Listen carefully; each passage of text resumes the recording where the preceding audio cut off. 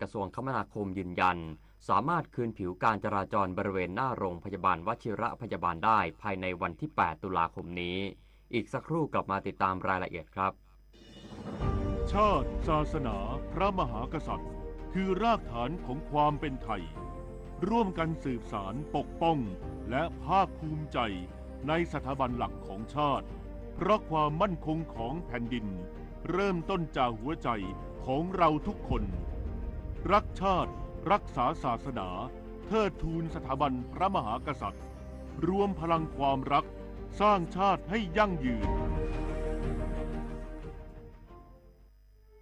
พระบาทสมเด็จพระเจ้าอยู่หัวทรงพระกรุณาโปรดเกล้าโปรดกระหม่อมพระราชทานผ้าพระกฐินตามที่กรมประชาสัมพันธ์ขอพระราชทานไปทอดถวายยังวัดพระสิงห์จังหวัดเชียงรายในวันเสาร์ที่ 25 ตุลาคมนี้เวลา 9:30 น.ขอเชิญพุทธศาสนิกชนร่วมงานทอดกฐินพระราชทานและร่วมทำบุญเพื่อถวายเป็นพระราชกุศลได้ที่บัญชีกฐินกรมประชาสัมพันธ์ธนาคารกรุงไทยเลขที่ 068 0060 154ความใส่ใจเข้าใจของครอบครัวและสถานศึกษาคือภูมิคุ้มกันสำคัญในการที่จะหยุดปัญหาท้องไม่พร้อมได้ร่วมป้องกันการตั้งครรภ์ในเด็กและเยาวชนด้วยการสร้างความรู้ให้เด็กได้เข้าใจและตระหนักในคุณค่าของตัวเองมีเป้าหมายชีวิตมีทักษะที่จะปฏิเสธและหลีกเลี่ยงป้องกันได้อย่างถูกต้องเพื่อหยุดปัญหาท้องไม่พร้อม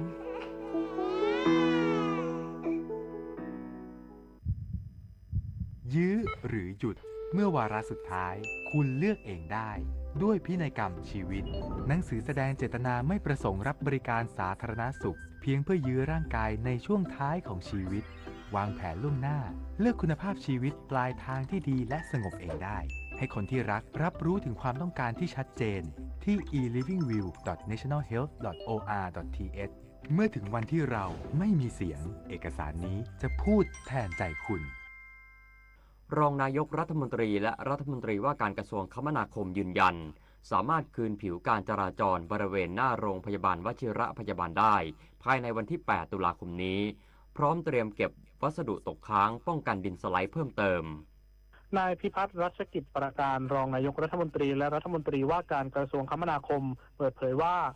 ได้ขอคำปรึกษาจากผู้เชี่ยวชาญผู้ว่าการการรถไฟฟ้าขนส่งมวลชนแห่งประเทศไทยและกรุงเทพมหานครยังคงยืนยันว่าสามารถคืนพื้นผิวจราจรบริเวณหลุมยุบหน้าโรงพยาบาลวชิระพยาบาลได้ภายในวันที่ 8 ตุลาคมนี้ซึ่งยังวางใจไม่ได้เพราะอาจเกิดข้อผิดพลาดได้เสมอสิ่งสำคัญที่สุดก็คือต้องเน้นในเรื่องของความปลอดภัยเป็นหลักจึงได้มีการติดตั้งกล้องไอสโคปไว้กว่า 10 จุดพร้อมมอนิเตอร์ตรวจดูความเคลื่อนไหวตลอด 24 ชั่วโมงขณะนี้ยังไม่พบอุปสรรคใดๆด้านนายกาญจน์ ผจญอุดมธรรมภักดีผู้ว่าการการรถไฟฟ้าขนส่งมวลชนแห่งประเทศไทยกล่าวเสริมว่ายืนยันว่ายังไม่พบอุปสรรคขณะนี้การดำเนินงานเทคอนกรีตเสร็จสิ้นแล้วอยู่ระหว่างรอให้เซ็ตตัวพร้อมเตรียมการเก็บวัสดุในวันนี้และวันพรุ่งนี้รวมทั้งใช้คอนกรีตพ่นบริเวณด้านข้างเพื่อป้องกันการเกิดดินสไลด์จากนั้นคาดว่าภายในวันจันทร์จะเริ่มเททรายซีเมนต์กลบอีกชั้นซึ่งคาดว่าจะใช้เวลาดำเนินการประมาณ 4-5 วันปฏิพล สัทธพรหมารายงานจังหวัดขอนแก่นส่งมอบตาข่ายดักโดรนทิ้งระเบิดเพื่อใช้ประโยชน์ทางการทหารให้กับทหารแนวหน้าพื้นที่ชายแดนไทยกัมพูชาจังหวัดสุรินทร์นายไกรสอนกองฉลาดผู้ว่าราชการจังหวัดขอนแก่นมอบหมายให้นายชินกรแก่นคงในอำเภอเมืองขอนแก่นเป็นตัวแทนส่งมอบตาข่ายดักโดรนทิ้งระเบิดให้กับทหารแนวหน้าในพื้นที่ชายแดนไทยกัมพูชาจังหวัดสุรินทร์โดยตาข่ายดักโดรนทิ้งระเบิดขนาด 5x10 เมตรจำนวน 110 พื้นซึ่งเป็นฝีมือของผู้เข้ารับการฟื้นฟูสภาพทางสังคมอำเภอเมืองขอนแก่นเพื่อให้ผู้เข้ารับการฟื้นฟูห่างไกลจากยาเสพติดซึ่งร่วมแรงร่วมใจการจัดทำขึ้นเพื่อนำมาให้ทหารแนวหน้าใช้ประโยชน์ทางการทหารโดยมีร้อยเอกมานพ ศรีสัมพันธ์หัวหน้าฝ่ายกิจการพลเรือนหน่วยเฉพาะกิจที่ 2ได้รับมอบที่หน่วยเฉพาะกิจที่ 2ฐานปฏิบัติการพิชิตศึกกองกำลังสุรนารีอำเภอปราสาทจังหวัดสุรินทร์จันจิรางามนุรักษ์สวทขอนแก่นรายงาน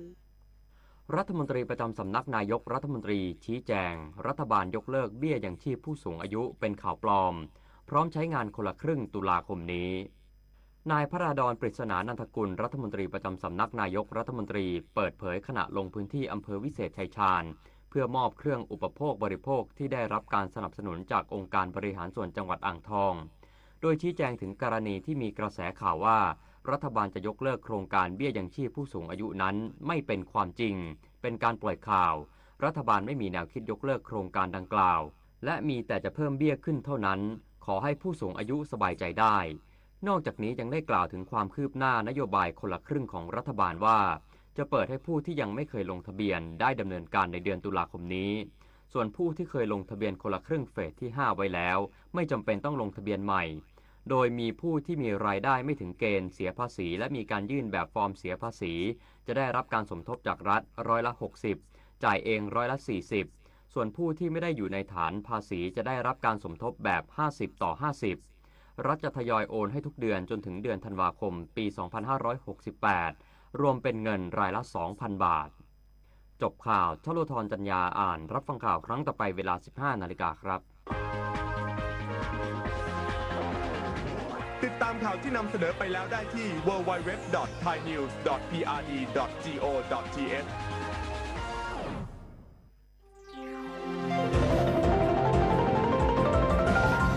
วิทยุแห่งประเทศไทย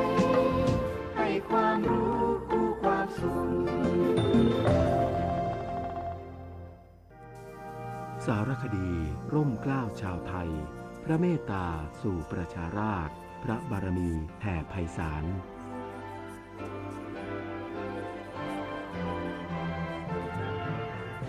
พระบาทสมเด็จพระวชิรเกล้าเจ้าอยู่หัว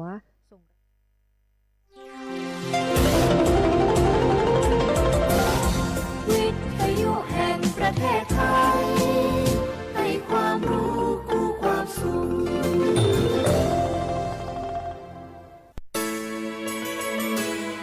สถานีวิทยุกระจายเสียงแห่งประเทศไทยจังหวัดเชียงใหม่ AM 1476 กิโลเฮิรตซ์สถานีวิทยุภาคภาษาชาติพันธุ์แห่งเดียวในประเทศไทยที่มีความทันสมัยเชื่อถือได้สร้างอัตลักษณ์กลุ่มชาติพันธุ์สู่สากล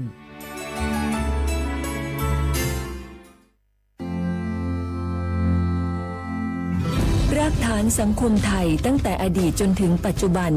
เคารพเทิดทูนสถาบันพระมหากษัตริย์เป็นศูนย์รวมจิตใจที่เหนียวแน่นของคนไทย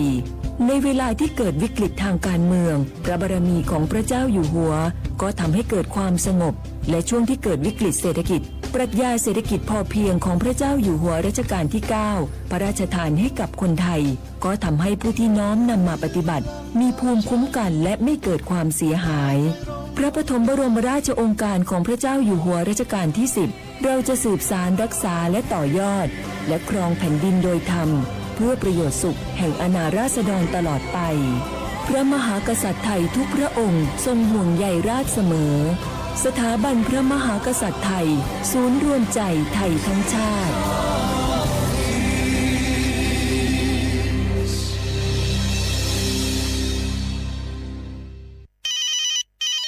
ฮัลโหล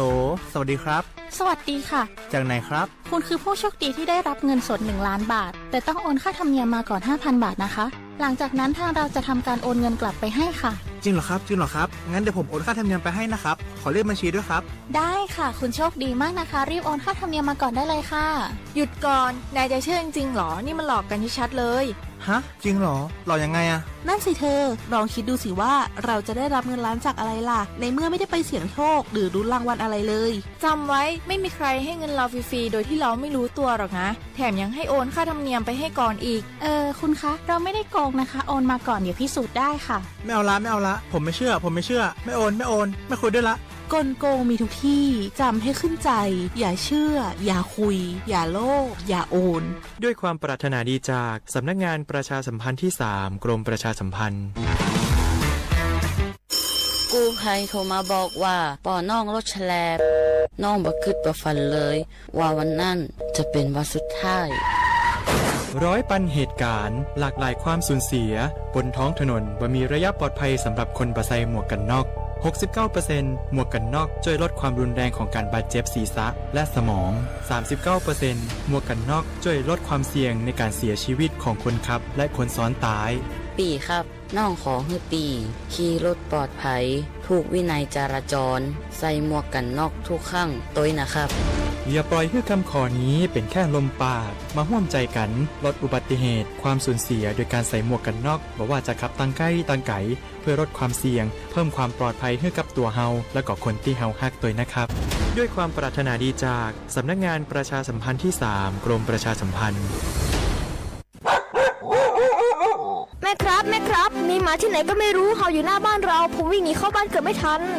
ระวังนะอย่าไปแย่หรือรังแกมันเข้าเดี๋ยวมันจะกัดหรือข่วนเอาได้แล้วถ้ามันกัดหรือข่วนจะเป็นอะไรมากไหมครับก็อาจเสี่ยงเป็นโรคพิษสุนัขบ้าได้จ้ะรู้ไหมโรคพิษสุนัขบ้าเป็นโรคติดต่อที่มาจากสัตว์เลี้ยงลูกด้วยนมเกิดจากเชื้อไวรัสพบได้ทั้งในหมาแมวลิงหนูค้างคาวกระรอกโคกระบือและไม่ใช่เฉพาะแต่หน้าร้อนเท่านั้นนะที่มีการระบาดของโรคจริงๆแล้วไม่ว่าฤดูกาลไหนก็สามารถพบโรคพิษสุนัขบ้าได้ถ้าติดเชื้อโรคพิษสุนัขบ้าจะเป็นอย่างไรครับจะมีอาการกลัวน้ำและอาการทางประสาทโดยเฉพาะที่ระบบประสาทส่วนกลางถ้าเป็นแล้วหากฉีดวัคซีนป้องกันโรคไม่ทันจะเสียชีวิตทุกรายเลยนะแล้วเราจะป้องกันได้อย่างไรครับคุณแม่ต้องระวังอย่าให้สุนัขหรือว่าสัตว์ต่างๆเหล่านี้กัดที่สำคัญหากเรามีสัตว์เลี้ยงในบ้านควรพาไปฉีดวัคซีนป้องกันโรคพิษสุนัขบ้าตามกำหนดจ้าถ้าอย่างนั้นวันหยุดนี้เราพาเจ้าช็อกกี้ไปฉีดวัคซีนป้องกันโรคพิษสุนัขบ้ากันนะครับได้เลยจ้า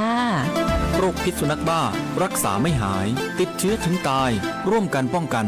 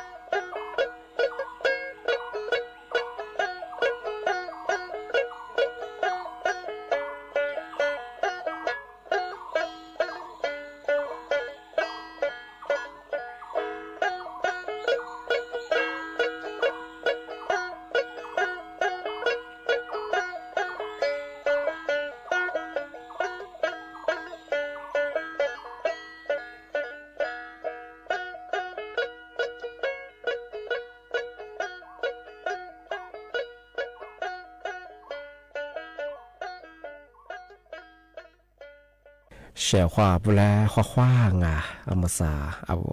ลิสุงโงโดดเสตความเป็นลาวเอาลิสุงโงปากกากุงโงมัญญาธาจิ้มหมายงาสถานีวิทยุกระจายเสียงแห่งประเทศไทยจังหวัดเชียงใหม่ว่าโดจะในไปเหตุโฉมมุขวานีเจโมติขวาโดที่โมลองมัญญานีมุขวานีสามโมติขวาดวะที่ยมันเยขวาโดจะนาที่เยขวานีนาเยสงาเอาวิทยุว่ามือจะมองมัญญาเฮยี่ระบบยา AM ยี่ครึ่งความถี่งบเฮที่ตัวลี่ฮาฉีดโชว์กว่าโจญาดอลลาร์อาทิตย์ทาวระบบไลฟ์สู่เหตุจงาฟิสบุยเพงบเฮสวทเชียงใหม่ AM 1476กิโลควอติเลบูญาเฮเอติเลดุลางงานิเมที่ยิงโงปัญญาอาวลิโซอาบังยาเฮชิฮาสุโชนี่นิมิติบะเฮอาหมูนี่ยิโคนี่โตนี่จังหวะโคงาเอาไทยอาบังยาเฮโกฮาชินี่นิมิติบะเฮวันอาทิตย์ไงที่7เดือนกันยายนพศบะเฮ2568ที่คมมาก็งาอาวชควาทาวิทยุไว้นาจะโซงาไลสวัติสุดาเฮข้อความงองาอามาดีตัวใจนาจะเบิ่งาทัดไทยฟลาจอง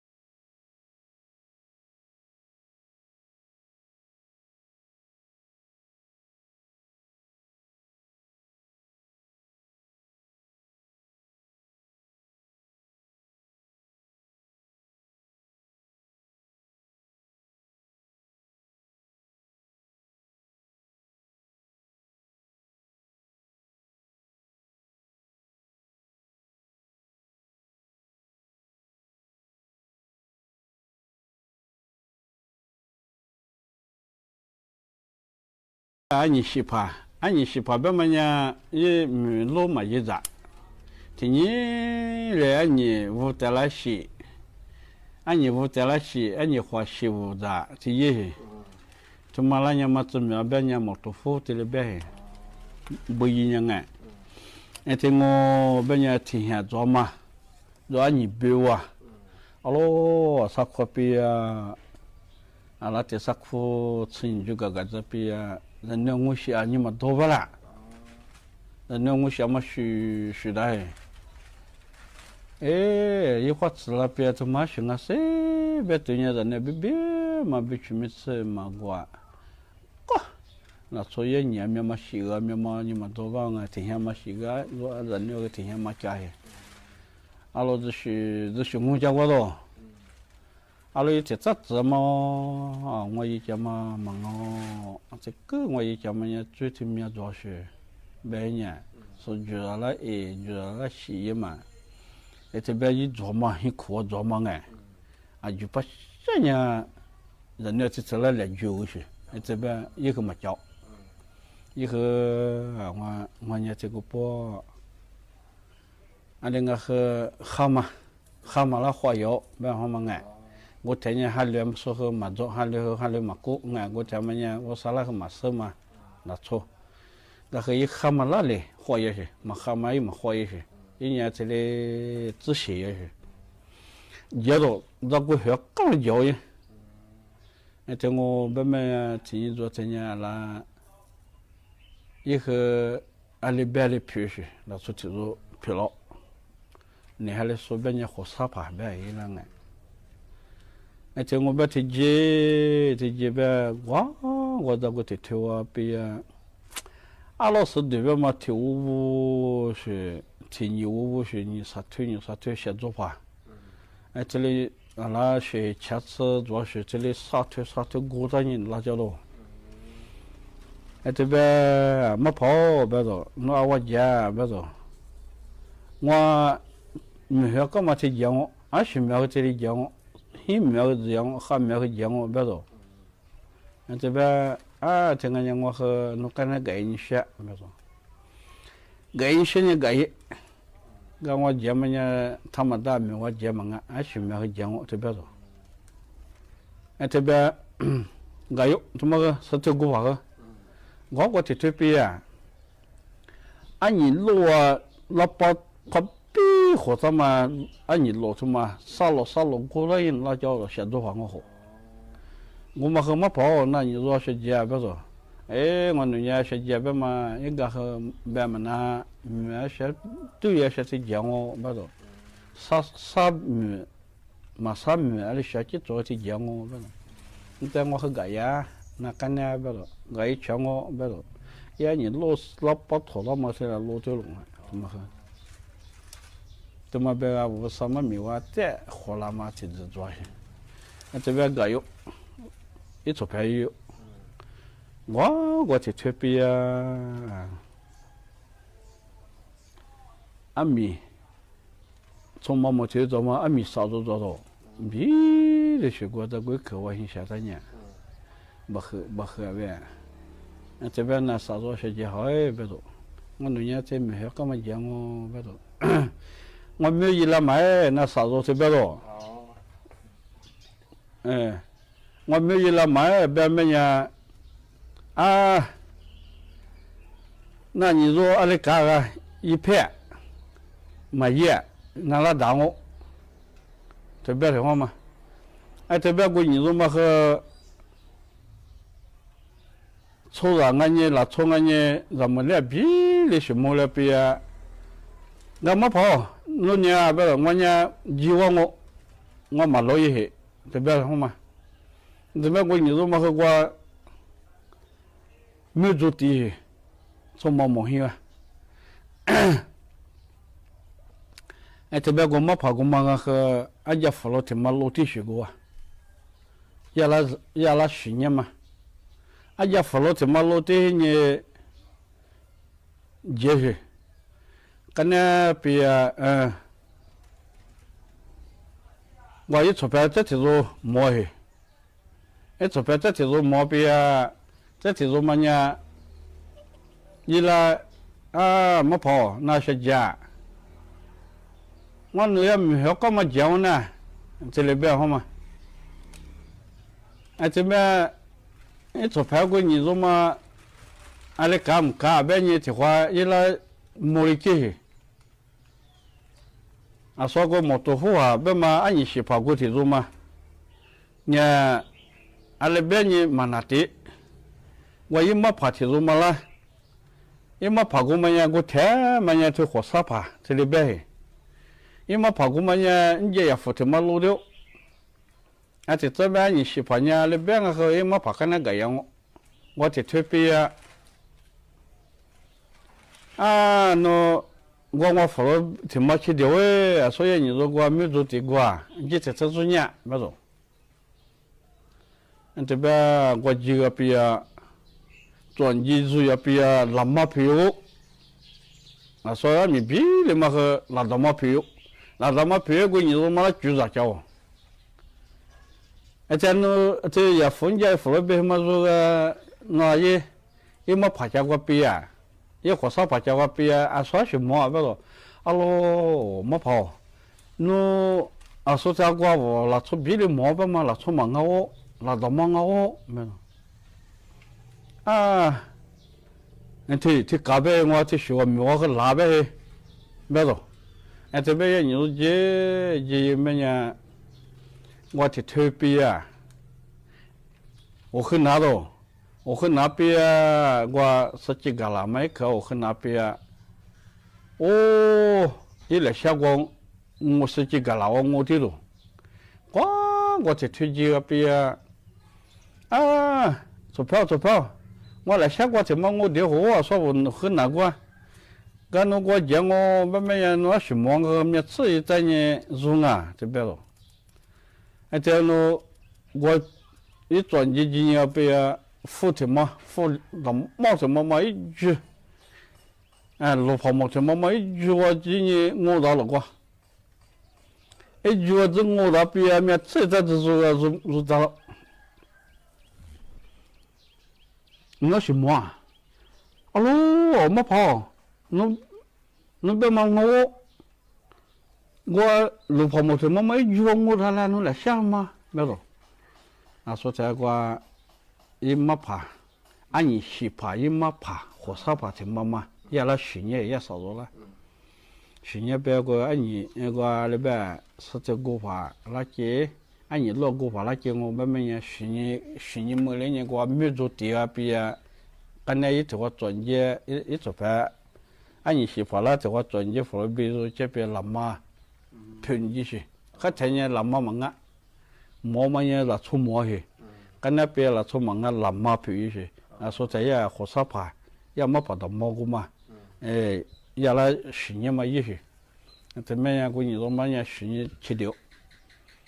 说这你媳妇怎么样学和想和一个那个样我把你就上去，这边几个别过我路口怎么找到过，那口子靠着我边我说菜还得带着了，这我找我的杂边情况嘛也你了，找我的杂边，说这你媳妇那就说菜带吃一节着呢。我啥我这咋都别呢？这边个说菜，咱们一口啊，火锅子个嘛，个去年嘛，去年嘛特别大多过。老一年婆嘛，你们知道？你这边一年里边说啥那个说这吃过是忙啊，听那你都。老花去的毛去差不多，没跑那个我那就这么是穷啊嘛是吧？那我跟那个来讲嘛，那个嘛我那那谷子，穷了嘛我和穷了嘛都的，那我跟个讲嘛个嘛我呢，不懂，那个嘛我在你个来讲我呢，不懂，跟那边一追嘛，一追无嘛，花去个嘛那掉了嘿，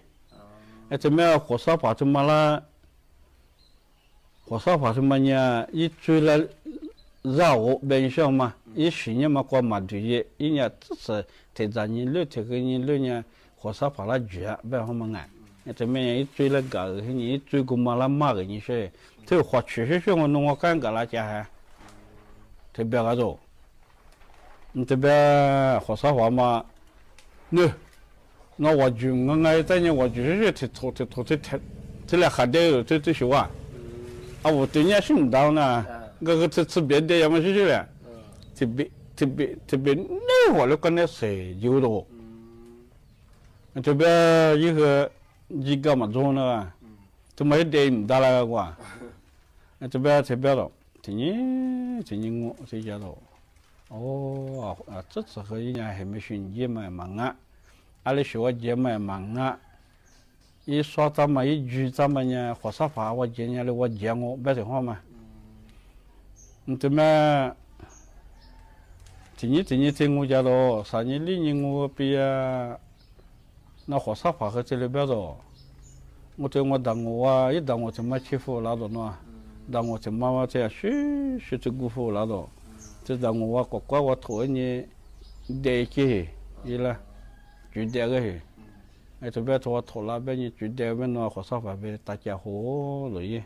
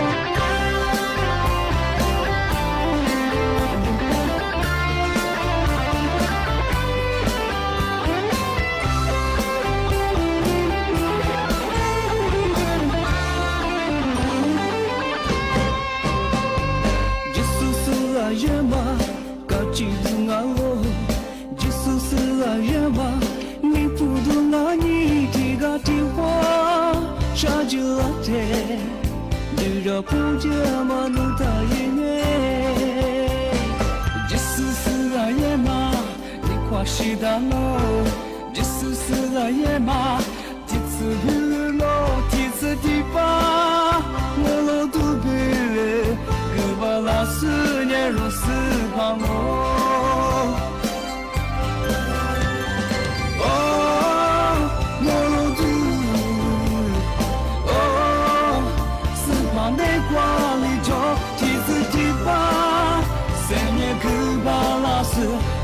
斯帕的就是即使是在比法罗哦罗罗杜哦斯帕内瓜里头一次提拔塞涅格巴拉斯斯帕的就是即使是在比法罗斯帕的就是即使是在比卡罗。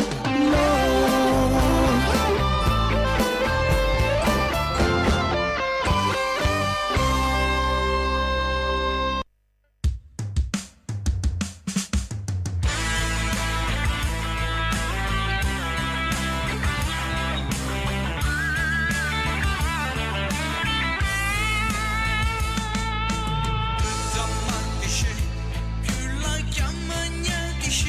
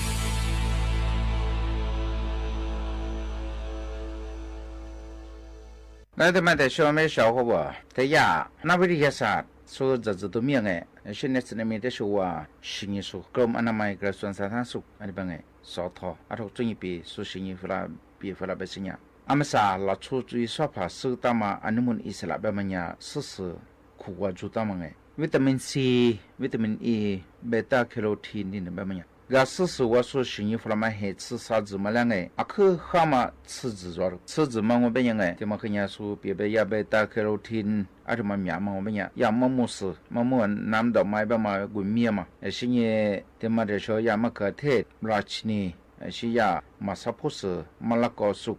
是呢，个嘛是贵开嘛，是呀么么1 gram，不个么么是，是呀嘛ปลางหวานแต่มัน呀不哩送我和里边个不哩是吧，是呀 cantaloupe เนื้อเหลือง cantaloupe อีสุง是呀มะยงชิด是呀มะม่วงเขียวเสวยสุกมะม่วงเขียวเสวยแบบมันอีเมีย嘛是我他是不老不给，他怎么样试棍头别么呀？一西装啊，西凉是呢西凉 Kim， 点别个一是这装。啊，我们本来的呀，一动一下，去贝塔卡罗提นแบบ嘛面，啊什么面嘛呀的呀，แก้วมังกรมะขามเทศมังคุดนี่จีสาลี่的，这的吃子嘛，我们也小伙我说别不行呀，一下面，对嘛的说和说别不行哎，的呀，马嘎斯沙利，啊的我们也一时嘛做嘛和。是你他妈的小白，我呀干了事。是你他妈的说我呀白，马吉斯马坎特，是呀我โรงเรียน呀ลูกพลับ是呀สตรอเบอรี่是他妈是呀ส้มโอขาวแตงกวาตรงไง是呀พุทราแอปเปิ้ล真的。ที่มันไม่ยัง小伙我说别不行，哈都是的啊，阿里帮哎，俺们上一帮我呀维他命 E， 说和古么黑的，俺们啥维他命 E 呀，可面嘛我们呀吃着。维他命 E 面嘛哎，ที่呀อันนี้มาสุ是呀马吉斯马坎特。是呀，มะม่วงเขียวเสวยอีจื是呀มะเขือเทศราชินี是呀มะม่วงเขียวเสวยสุกอะไรมา是呀มะม่วงน้ำดอกไม้สุกอะไรถึงเนี่ยที่มาว่า是呀แก้วมังกร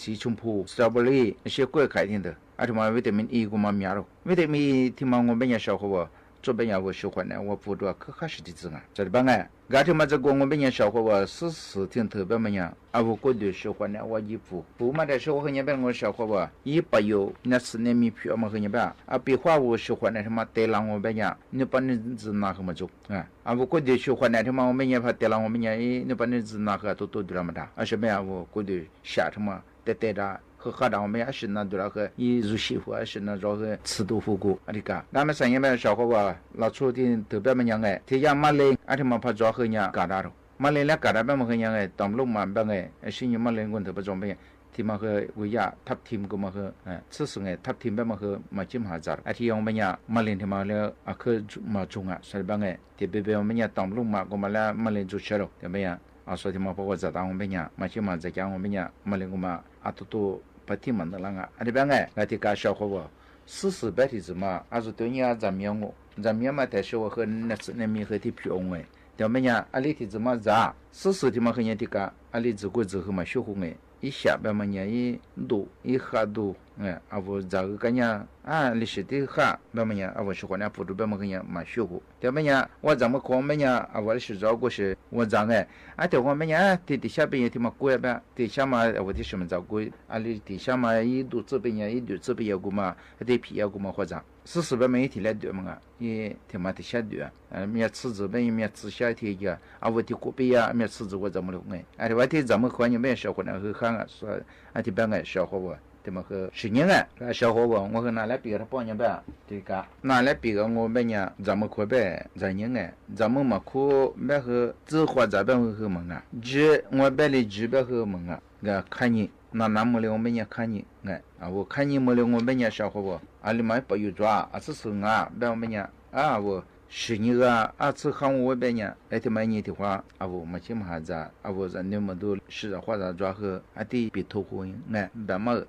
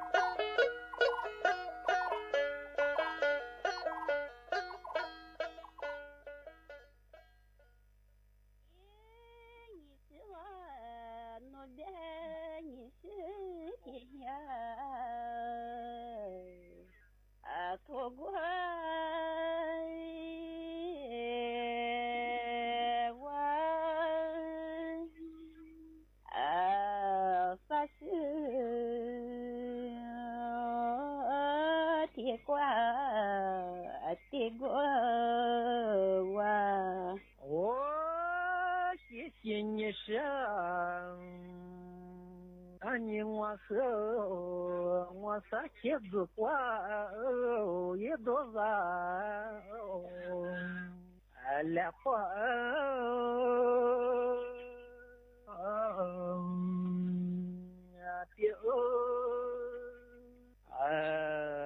撒花也难忘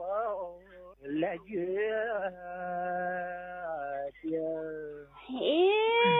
你是我那边撒茄子瓜肚子，来花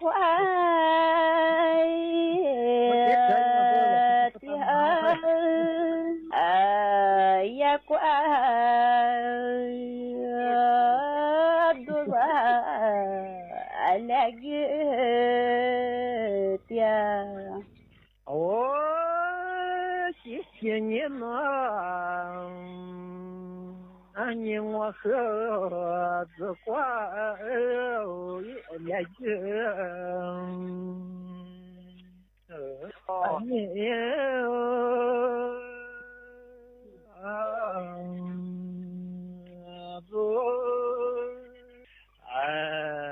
撒花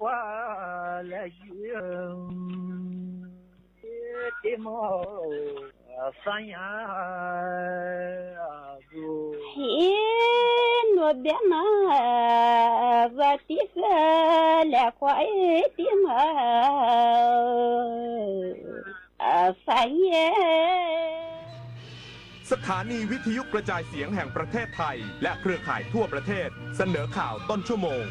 รู้เร็วรู้จริงเกาะติดทุกสถานการณ์